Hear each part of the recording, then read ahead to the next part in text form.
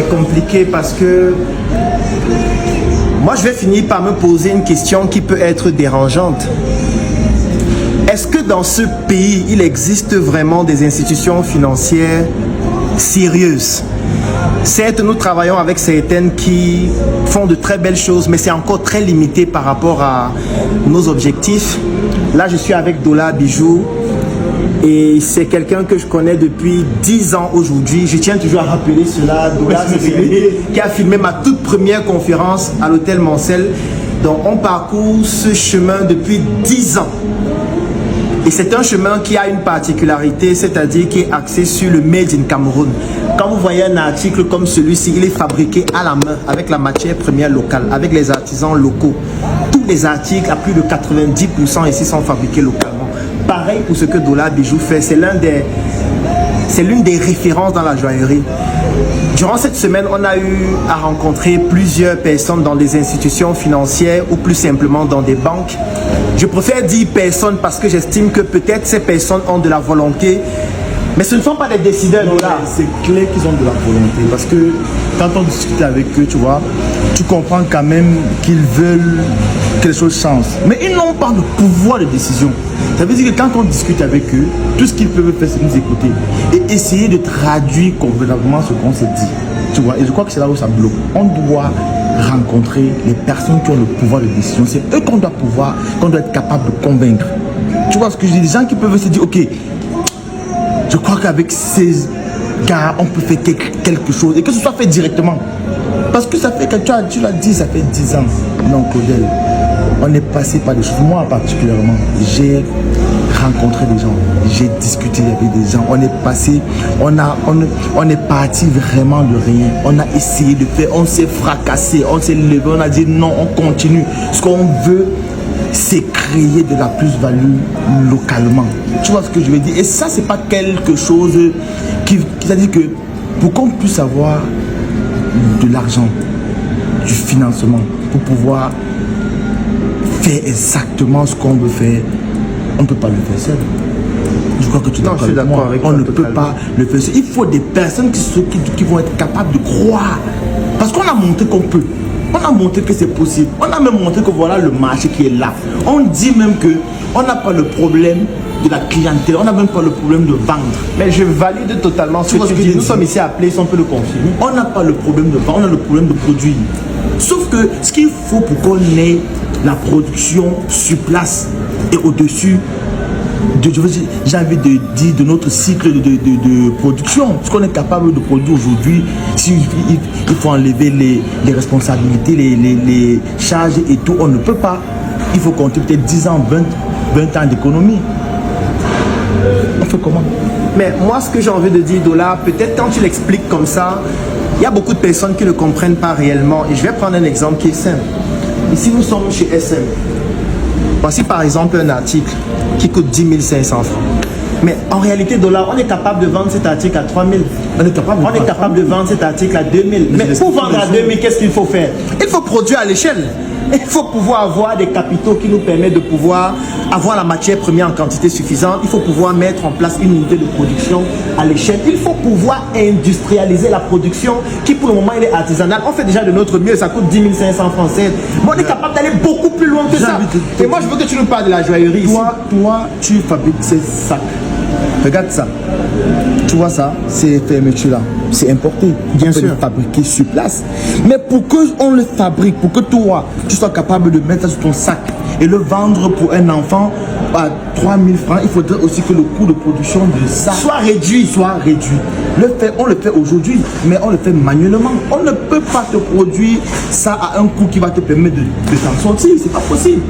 Alors qu'en industrialisant notre système, on est capable de te produire ça à un coût tellement bas que tu ne vas même pas le ressentir. Et on aura gagné.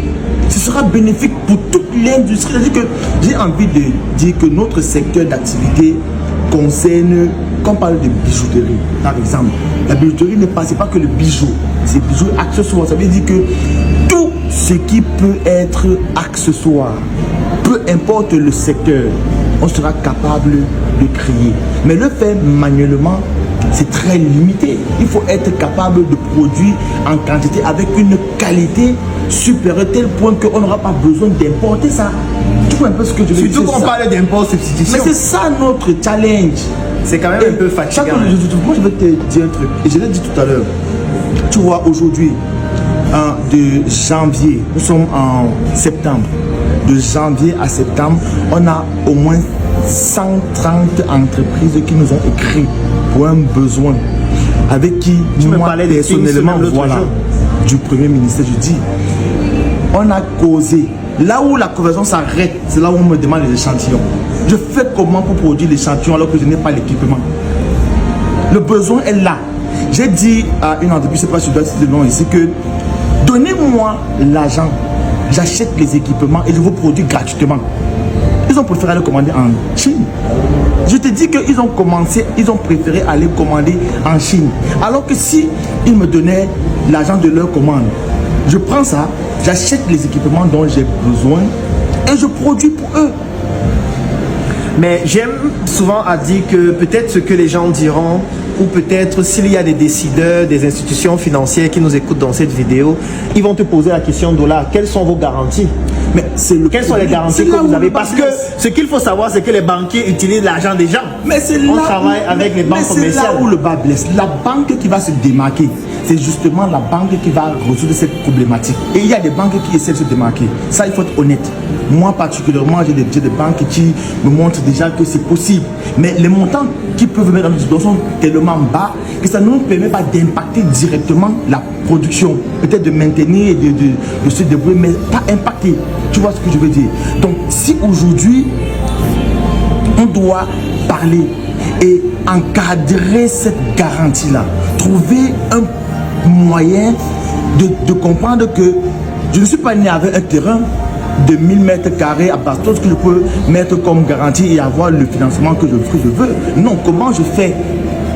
Comment je fais pour avoir cette garantie? $, ce que je veux aussi qu'on comprenne, c'est le fait que si toi et moi on décide de se mettre ensemble là actuellement et de dire telle institution financière, nous allons être capables de faire ouvrir 1000 comptes dans votre banque dans 3 mois à 6 mois, on est capable de le faire. Non, c'est un jeu d'enfant. On est capable de le faire. Non seulement déjà nos propres entreprises, les personnes qui collaborent avec nous, nos fournisseurs, nos employés et surtout toutes les personnes qu'on est capable d'influencer par rapport à ça.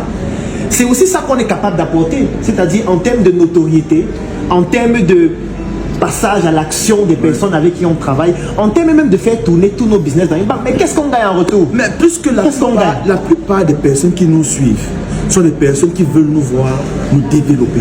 C'est-à-dire qu'ils seront contents que demain, la qualité de produit qu'on va leur apporter à un prix tellement concurrentiel que ils seront très contents de voir notre industrialisation. Donc, ce sera les premières personnes à nous suivre. Aujourd'hui, j'ai envie de le dire, chez Dollar Bijou, on vend une carte de fidélité à 5 000 francs.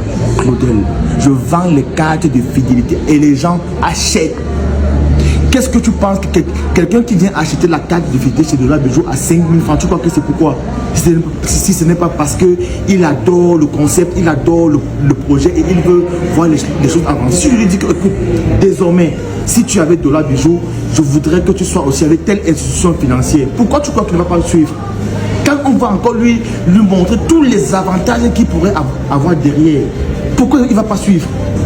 Mais est-ce que ces institutions financières sont prêtes à nous écouter et à comprendre qu'on peut faire des choses et qu'ensemble on peut développer le Made in Cameroun? Oui, parce que ce qui est fatigant et ce qui est saoulant, c'est le fait que tu t'en vas dans des institutions financières. Cette semaine, on en a visité plusieurs. Oui, tu discutes avec des personnes qui parfois ne comprennent pas nos réalités, parce que quand on parle de production locale, quand on parle de Made in Cameroun, on fait face à un certain type de challenge que tous ceux qui sont dans le domaine comprennent. Mais tu as l'impression que c'est un dialogue de sourds. Est-ce que c'est un problème de décideur? On ne sait pas.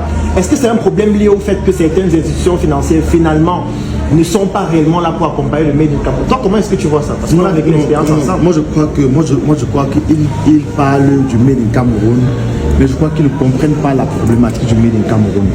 Parce que parler du Made in Cameroun sans résoudre le problème de garantie, ce n'est pas comprendre le Made in Cameroun. Parce que tous les acteurs du Made in Cameroun ont pratiquement le même problème. Ils ont besoin de financement pour développer leur entreprise et généralement n'ont pas la capacité qui peut permettre d'avoir la capacité de production pour leur donner l'accès au financement dont ils ont besoin. Parce que c'est là où tout s'arrête. On va venir dans ton entreprise. Ok, Dollar Bijou fabrique des accessoires en accident oxydable qu'il vend. Quelle est la capacité de production de Dollar Bijou aujourd'hui? Dollar Bijou peut produire pour 10 personnes. Ça veut dire qu'il peut faire un chiffre d'affaires de 100 000 chaque mois. Ok, on ne peut pas prêter plus de 50 000 à Dollar Bijou parce que ça va l'asphyxier. Il ne pourra pas rembourser. Mais Dollar Bijou, justement, ne veut pas se limiter à une production de 10 commandes par mois. Dollar Bijou veut produire pour 500 000 personnes par mois. Tu vois ce que je veux dire? Comment je fais? Puisque je sais que c'est possible, puisque la demande est là, elle est réelle. Chaque jour, les gens nous écrivent et on ne peut pas leur satisfaire.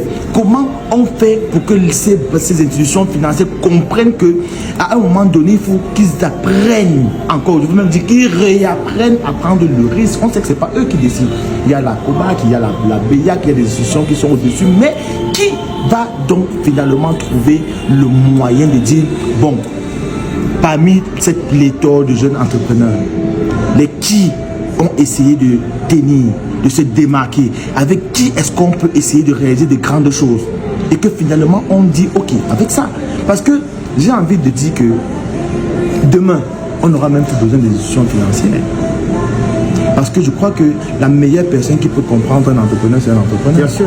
Moi, je serais capable d'investir 100 millions sans réfléchir dans le projet de quelqu'un. Tu comprends ce que je veux dire? Parce que je sais ce que c'est. Je connais que pour qu'il ait ces 100 millions, ce sera très compliqué. Et il me suffit de causer avec lui pour comprendre que ça, ce n'est pas quelqu'un qui va aller au... Mais Dollar, moi j'ai même envie d'aller plus loin. Peut-être le problème aussi qu'on a, c'est le fait qu'on a des institutions financières qui sont axées sur un modèle occidental lorsqu'on parle de garantie. Non mais c'est ça. Quelle est la plus grande garantie que le fait d'entreprendre au Cameroun depuis 10 ans? Nous, on est là depuis 10 ans, Dollar. Quelle est la plus grande garantie du fait d'avoir un espace? Par exemple, nous ici, nous sommes à Place. Tout le monde sait combien ça coûte d'être ici. On est là depuis pratiquement 2 ans. Avec une marque qui existe depuis plus de 8 ans. On a des articles qui sont là. On travaille avec des fournisseurs, des artisans. On produit des articles de qualité. On n'en a rien à... Je veux dire, on n'a aucune condescendance vis-à-vis des autres. Mais attends, quelle est la garantie qu'il faut encore avoir? Lorsqu'on a une activité qui produit de l'argent, lorsqu'on a des équipes avec lesquelles on travaille, lorsqu'on a une forte communauté sur les réseaux sociaux, lorsqu'on a une capacité d'influence, on est capable de dire telle banque et les gens y vont. Mais attends, tu rencontres encore des institutions financières et ça tourne en rond. Et ça fait mal. C'est compliqué, mon frère. Ça fait mal. Compliqué. Ça fait mal parce que moi, particulièrement, j'ai rencontré tellement de personnes. C'est-à-dire que j'ai envie de dire que finalement, on se demande que est-ce que les gens veulent vraiment que les choses avancent? Est-ce que les gens veulent vraiment? Quand je vois le travail que des acteurs du Made in Cameroun comme Karine Andela qui fait un coucou en passant, je dis, mais écoutez, qu'est-ce que vous ne comprenez pas? Qu'est-ce que vous ne voyez pas? Tu vois ce que je veux dire? On a un réseau où il y a plus de 500 entrepreneurs. C'est un réseau, c'est-à-dire que je suis dans ce réseau-là. Chaque jour, on a des rencontres, on organise des trucs, on essaie de se fédérer, d'apporter le changement. Mais écoutez, si aujourd'hui, on dit que tous ceux qui sont dans Asenia doivent avoir le compte dans telle institution financière. Après, il faut noter que Asenia, c'est l'association de Karine Andela. Voilà. Et qu'en contrepartie, nous, on dit qu'on veut faire confiance par exemple à Asenia et qu'on va mettre une ligne de financement pour les projets parce que c'est vous qui maîtrisez mieux. Moi je crois que ceux qui ont le pouvoir, ou bien je veux dire ceux qui ont l'argent, n'ont pas les mêmes contacts, n'ont pas les mêmes liens. Nous on connaît ceux qui ont les vrais projets. Nous on connaît ceux qui ont des problématiques que si on résout aujourd'hui, si on nous donne 500 000 aujourd'hui, on est sûr que l'année il aura fait 5 millions de chiffre d'affaires. Nous on les connaît, on est avec eux chaque jour. Nous-mêmes on est dans le propre besoin, on se connaît. Tu vois ce que je veux dire? Ça veut dire que qui de mieux que nous qui nous connaissons peut être mieux pour la sélection des personnes qui doivent mériter un quelconque financement ou une quelconque confiance d'une institution financière. Il faut que ce débat revienne sur la table. que les banques disent que, ok, nous on va faire confiance à ce groupe de jeunes. Et on va voir le résultat. Sinon, pas le résultat. Non, on fait non. Après, moi, j'ai envie de dire, il y a certainement des institutions financières qui vont nous suivre ou alors des responsables, des décideurs. Si vous estimez que cette vision, vous la partagez, je pense que Dola Bijou est là, nous sommes là, Assegna est là, Karine Andela, il y a beaucoup d'autres acteurs du Made in Cameroun. Ce qu'on est en train de faire actuellement, peut-être c'est juste un coup de gueule, mais c'est juste pour dire que parfois, le développement que les gens recherchent, c'est sur ces petits détails. Ouais. Ça veut dire que nous, on a démontré qu'on est capable de faire. On a démontré qu'on est capable de fabriquer. Je peux vous citer une journée qui est là, c'est pareil. Ça veut dire On a tenu. tu as un produit qui est excellent, qui est énormément demandé, qui est tout le temps en rupture. C'est en rupture, on vient de livrer tout de suite. Mais attends, il faut produire 1 million de paquets par jour. Comment je vais pour produire 1 million de paquets? Je prends l'argent où? Si une institution financière ne vient pas dire, ok, on a vu ce que vous avez fait, vous le faites depuis 2 ans, depuis 4 ans, depuis 5 ans, depuis 10 ans. On a les clients, on a les distributeurs, c'est distribué dans plusieurs pays, mais il faut encore quelle garantie $? Il faut le terrain. Il faut quoi? Qu'on achète le terrain? Il faut le terrain. Mais attends, il faut qu'on arrête avec ces conneries. Il faut le terrain. Il faut qu'on arrête avec ces Parce conneries. que chaque fois que j'ai discuté avec un banquier, il m'a toujours dit la seule chose qui peut mener ce débat à une conclusion propre, c'est le terrain. Ils te disent, ce n'est pas qu'on t'a donné plusieurs m'ont dit $, cherche à avoir un terrain. Ça va faciliter les choses, les frères. Si j'avais l'argent du terrain là, il ne serait pas ici. Tu comprends ce que je dis? Parce qu'on est en train de parler comme ça, on va croire qu'on te parlait des équipements de 1 milliard. Non, c'est même pas les trucs de 1 milliard. Tu as des machines à 15 millions, des machines à 30 millions, des machines à 50 millions, que si on prend une machine, on te met là, c'est fini. Hein?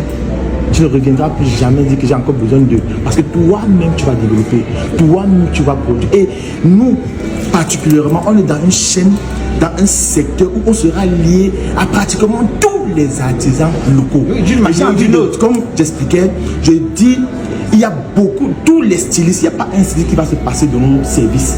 Tu comprends ce que je te dis? C'est-à-dire que ce que les autres ne peuvent pas faire, c'est que Claudel va venir, va dire, gars, j'ai une idée là, je pense que je peux faire tel modèle, machin, mais c'est pas ça va marcher. Nous on dit que nous on réfléchit sur le truc et on produit. On dit Claudel, voilà l'échantillon, va tester ton marché. Nous on a besoin que ton marché marche. Parce que ça permet de booster aussi ta production. Si ton marché marche, tu dis, gars, je veux déjà 100. On te produit 100, on ne te conditionne pas. On te dit, ok, voilà 100, paie 50. Quand tu vends les 100, tu viens, tu récupères. On va développer tous les secteurs. Il y a des vêtements. C'est-à-dire que quand je cause avec des stylistes qui nous contactent pour nous demander des chaînes pour les robes, pour les costumes. Et puis je dis, oui, on va faire pour 1, 2, 3 costumes. Les médaillons de Mais si tu veux ceinture, créer comment on en une ligne de vêtements, on ne pourra plus. Et on sera limité. Pendant qu'on est en train de faire une chaîne comme celle que j'ai, j'ai la cravate, comme celle que j'ai sur mon cou. Mais la machine est ailleurs en train de produire 1 million de la même chaîne en une journée. Vous voulez connaître que j'ai challenge, c'est pas possible. Et tu vois les mains de mes gars à la télé, c'est la magie. Je suis obligé chaque fois de mettre à disposition des petits trucs pour c'est pas facile. On ne devrait plus être aussi profondément engagé dans l'artisanat. On devrait déjà être dans le parce que le marché demande.